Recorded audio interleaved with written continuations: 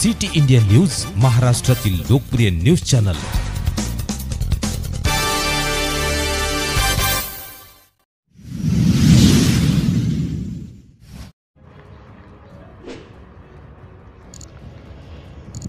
वाघाच्या हल्ल्यामध्ये एकाचा मृत्यू।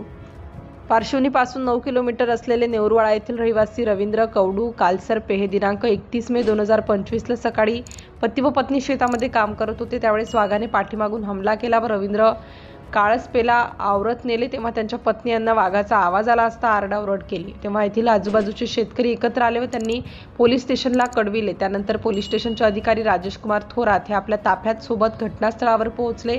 त्यानंतर पार्श्वनी येथील वनपरिक्षेत्र अधिकारी प्रवीण लेले हे आपल्या ताफ्यात सोबत पोहोचले व नंतर नेऊरवाडा येथील सरपंच राऊत, माजी पंचायत समितीचे उपसभापती चेतन देशमुख, जिल्हा परिषदचे माजी शिक्षण सभापती राजू कुसुबे हे पोहोचल्यानंतर गावातील जनतेने एकत्र येऊन पोलीस व वनपरिक्षेत्र अधिकारी यांच्या गाड्या रोखून तुर्तास नेण्यास मनाई केली असता मृताच्या कुटुंबाला मदत द्या, नंतर प्रेत उचलू अशी मागणी केल्यानंतर चेतन देशमुख यांच्या मदतीने वनपरिक्षेत्र अधिकारी प्रवीण लेले यांनी ताबडतोब 50,000 रुपये दिले व 10 लाखाचा चेक दिला व त्यानंतर त्यांनी सांगितले की एका व्यक्तीला नोकरी देऊ व 15 लाख रुपये लवकरात लवकर देऊ असे सांगितले व त्यानंतर गावकरी व अधिकारी मोकळे झाले।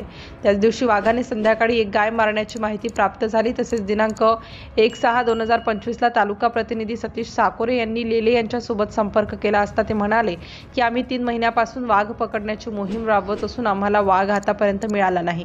त्यानंतर लेले म्हणाले की तुम्ही वाघ पकडू लागा। तालुका प्रतिनिधी यांना असे उत्तर दिले व गावकऱ्यांनी वाघाचा बंदोबस्त न लावल्यास आंदोलनाची चेतावणी दिली। सिटी इंडिया न्यूजसाठी पार्श्वनी तालुका प्रतिनिधी सतीश साकोरे आणि पार्श्वनी शहर प्रतिनिधी प्रशांत सावरकर। तुमचे पूर्ण नाव सांग। संगीता रवींद्र काळसर्पे, गावाचे नाव नेऊरवाडा। किती वाजेची घटना आहे? 11 वाजताची। शेतामध्ये कोण कोण होते? आम्ही दोघंच होतो। वाघ वगैरे तेवढ्यामध्ये आहे म्हणून माहिती नव्हतं का? नाही, माहिती नव्हतं। अचानक झाली घटना? अचानक झाली। तुमच्या मागे किती काय आहेत मुलं?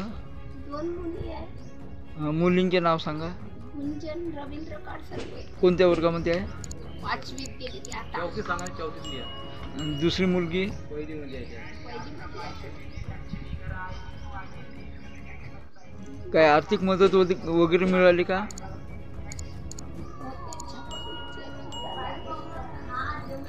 तिथे अधिकारी वगैरे कोण कोण आले होते?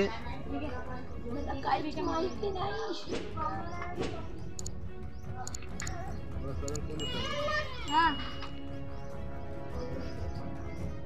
ठीक।